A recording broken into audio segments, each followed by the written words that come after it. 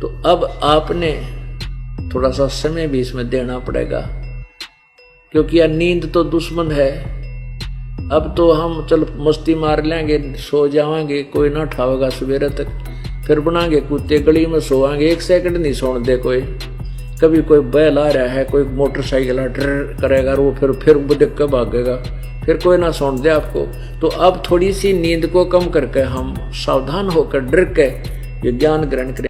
अपने आत्माओं, ये दास क्या बताना चाहता था कि परमेश्वर कबीर जी ने आके इस काल के जाल को सिंपल लैंग्वेज में, बिल्कुल साधारण सी भाषा में समझाया। अपनी प्यारी आत्मा को मिला करके, अब देखो, अब ये बिचली पीढ़ी होगी, बिचली पीढ़ी है मानव समाज की, कलयुग की, और सभी बहन बेटी भाई बुजुर्ग सब अक्षर ज्ञान युक्त हो गए, शिक्षित हैं, और सदग्रंथ अपने पास है। आज से 600 वर्ष पहले कबीर परमेश्वर इन्हीं सदग्रंथों का ज्ञान बताया करते थे। वो क्या बताया करते थे? वो अब जैसे परमात्मा कबीर जी ने कहा था कि वेद मेरा भेद है, वेद मेरा भेद है, मैं वेदन में नाही, और जौन वेद से मैं मिलूं ये वेद जानते नाही।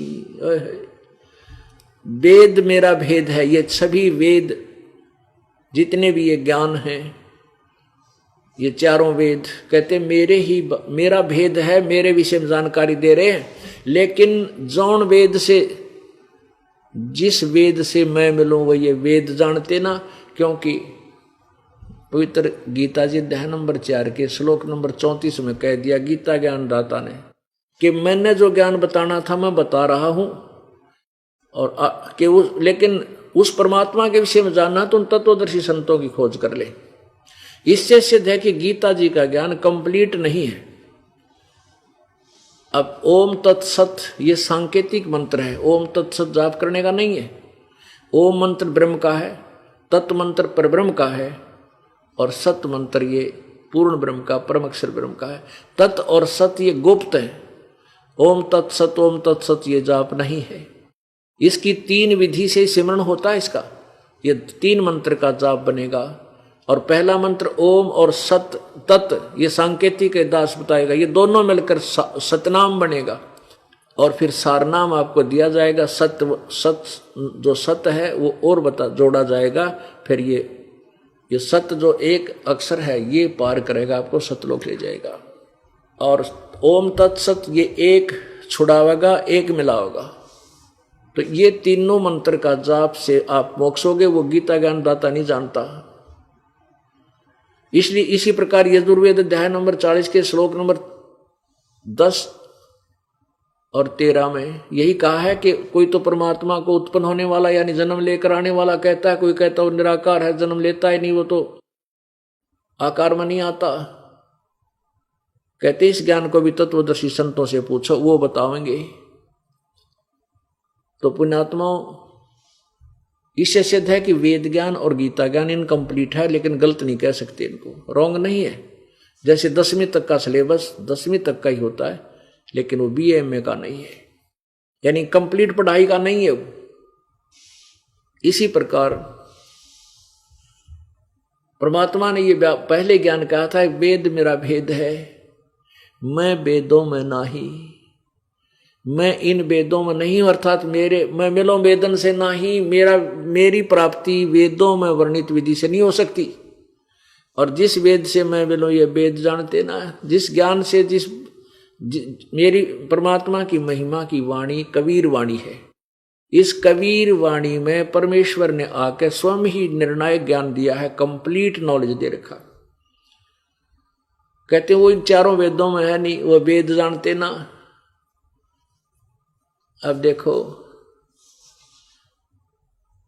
परमात्मा कबीर जी चारों युगों में आते हैं, अपने ज्ञान की महिमा, अपने ज्ञान को आप ही बताते हैं, और वो अपनी प्यारी आत्माओं को यानी श्रेष्ठ आत्माओं को आकर मिलते हैं उनसे उनसे उनको अपना परिचय देते हैं, साक्षात्कार सतलोक में अपना यथार्थ रूप दिखाते हैं, ब्रह्मा विष्णु महेश की सतीथि से परिचित करा के अपने गवाह बना जाते हैं कि कबीर इज गॉड, कबीर परमात्मा है। इसी का प्रमाण वो वेद दे रहे हैं। अब देखिएगा कुछ संकेत आपको देते हैं कि वेद क्या बताते हैं उस कबीर परमात्मा के विषय में। देखिएगा ऋग्वेद मंडल नंबर 9 और सूक्त नंबर 86 और मंत्र नंबर 26-27 में। ये देखिएगा पवित्र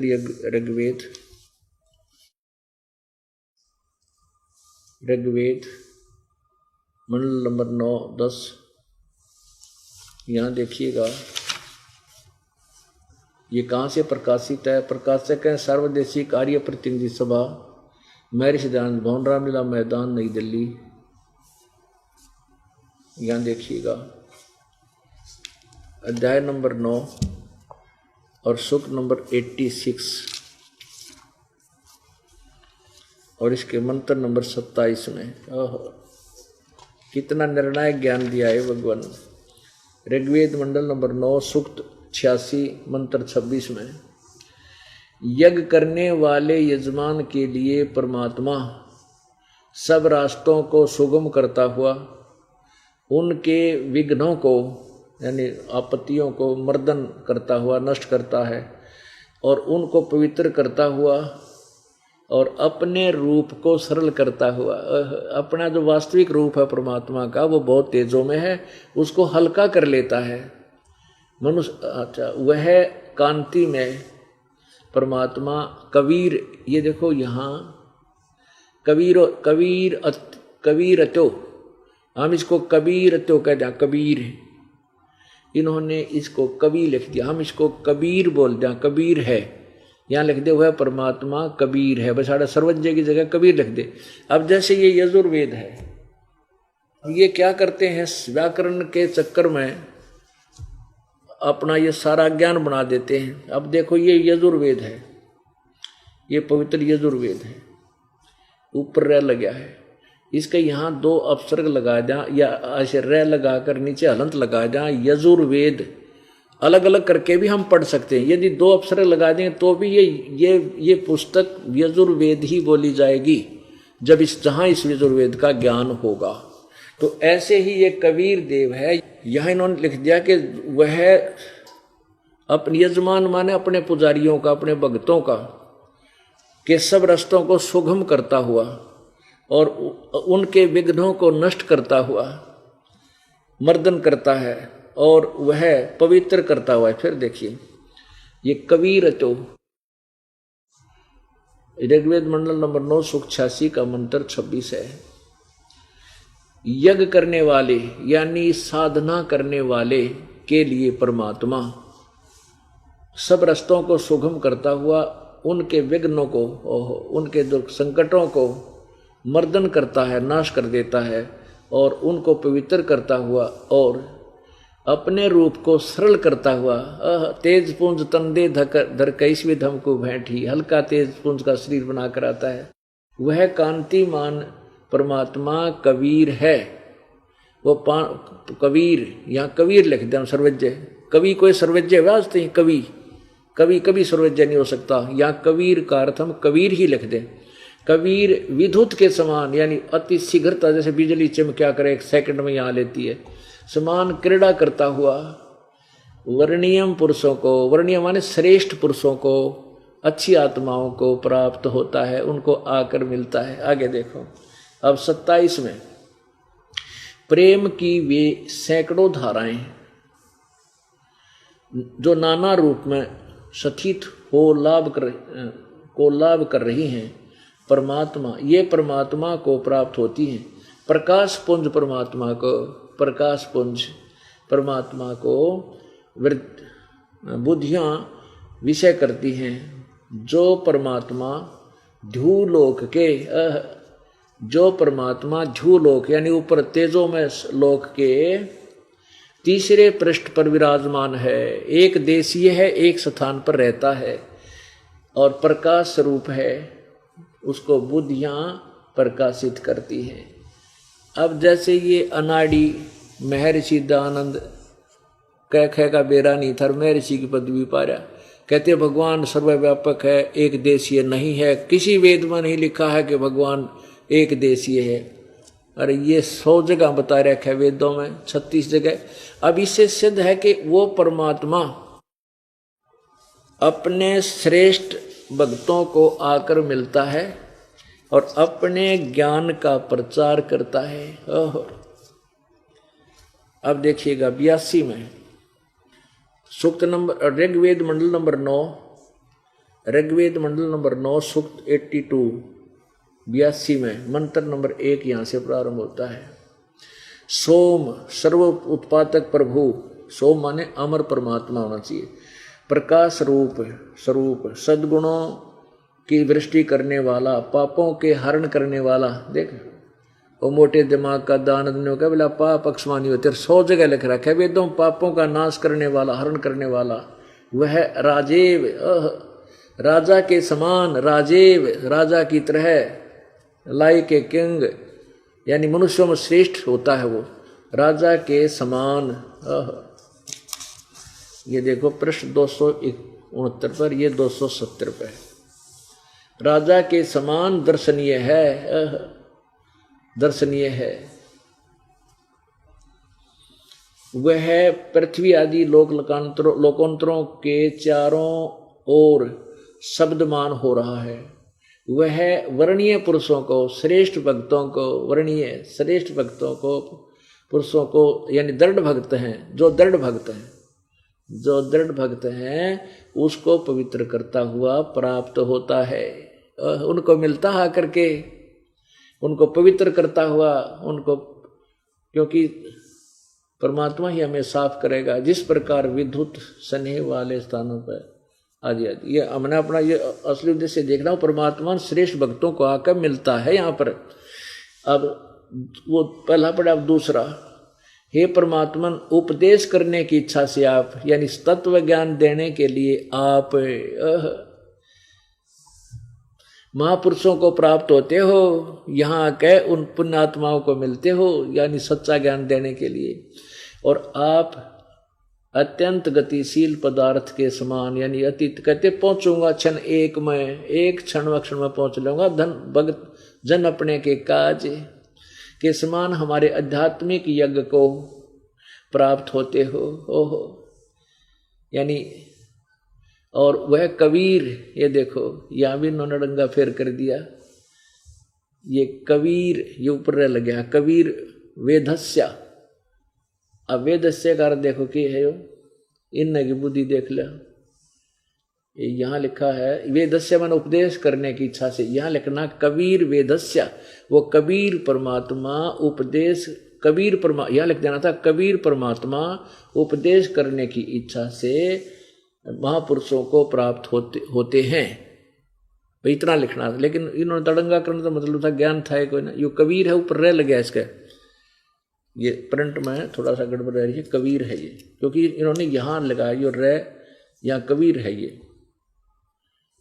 ये कबीर है, वो कबीर परमात्मा, हे परमात्मा यहाँ लिखना था वैसे, हे कबीर परमात्मा उपदेश करने की इच्छा से महापुरुषों को प्राप्त होते हैं और आप अत्यंत गतिशील पदार्थ के समान हमारे आध्यात्मिक यज्ञ में प्राप्त होते हैं। आप, चलो उनका अनुवाद भी समझे तो, आप सर्वज्ञ नहीं, आप कबीर हैं, यहाँ लिख देना कबीर, कबीर हैं, शुद्ध स्वरूप है, हमारे पापों को दूर करके हे सोम आप हमको सुख दें, पाप नष्ट करके हमें सुख दो, प्रेम भाव से उत्पन्न करते पवित्रता को उत्पन्न करें। अब देखो तीसरे में कमाल कर रखा है, ऋग्वेद मंडल नंबर 9 सूक्त 82 मंत्र 3 में, पवित्र यज्ञों में रक्षा से आप प्राप्त होते हैं। पवित्र यज्ञों में जहाँ शास्त्र अनुकूल साधना होती है वहाँ परमात्मा आप प्राप्त होते हैं, वहाँ पहुँचते हैं। और पृथ्वी आदि लोकांतरों में गति करते हुए घूमते, कहते गोता मारू स्वर्ग में जा बैठूं पताल, कह कबीर ढूंढता फिर वो अपने हीरे माणिक लाल। सर्वव्यापक आप, सर्वव्यापक ने बना आप, स्वयं गतिशील होकर चलकर विराजमान होते हैं। आप कैसे हैं? आप सबके तर्पक हैं और सबके रक्षक हैं, बड़े से बड़े गतिशील पदार्थों के नियंता हैं, पृथ्वी आदि लोकांतरों के केंद्र होकर सब पदार्थों को की रक्षा करते हैं। अब इससे सिद्ध है कि वो परमात्मा, कबीर परमात्मा, कबीर देव मनुष्य जैसा है, राजा के समान, यानी क्योंकि यहाँ आकर के परमात्मा जब आता है तो बहुत बड़े एक वृंद का, बहुत बड़े भगत वृंद का, समूह का एक मुखिया होता है, गुरु होता है। तो ऐसे कहते हैं आप एक राजा की तरह बहुत बड़े समूह का कि महाराज होते हो, महाराज समझो उस शब्द इनका यहाँ, और अपने श्रेष्ठ भक्तों को आकर आप मिलते हो। अब वो परमात्मा स्वयं आकर के अपने यथार्थ ज्ञान को देते हैं, अब और दिखाते हैं पुण्यात्माओं, क्योंकि आप इतनी दूर से आते हो, काम अपना कार्य छोड़ कर आते हो, तो आपको यहाँ बैठकर कितने सुविधा आपको दी है परमात्मा ने, हम दासों के माध्यम से। आप इतनी प्यारी आत्मा हो परमेश्वर की, पहले तो आपको घर से लाए प्रेरणा करके, आपके काम की व्यवस्था करी, फिर यहाँ हमारी ड्यूटीदार रखी, आपके आने से पहले मैट बिछाएं, हमारे बच्चे रोटी खाना व्यवस्था करें, और फिर अमृत वर्षा आपको ये दूध पिलाया जाता है परमेश्वर की अमृतवाणी का। आपको आपकी आत्मा को पाला जा रहा है जैसे बच्चे को माँ पिलाया करे दूध। तो अब आपने थोड़ा सा समय भी इसमें देना पड़ेगा, क्योंकि यह नींद तो दुश्मन है। अब तो हम चल मस्ती मार लेंगे, सो जाएंगे, कोई ना उठावेगा सवेरे तक, फिर बनाएंगे कुत्ते गली में सोएंगे, 1 सेकंड नहीं सोने दे कोई। कभी कोई बैल आ रहा है, कोई मोटरसाइकिल ट्र करेगा, वो फिर देख कर भागेगा, फिर कोई ना सोने दे आपको। तो अब थोड़ी सी नींद को कम करके हम सावधान होकर डर के ये ज्ञान ग्रहण करें। अगर आप ये वीडियो YouTube पर देख रहे हैं तो हमारे चैनल को सब्सक्राइब करें और बेल आइकन को दबाना ना भूलें। अगर आप Facebook पर ये वीडियो देख रहे हैं तो हमारे पेज को लाइक करें।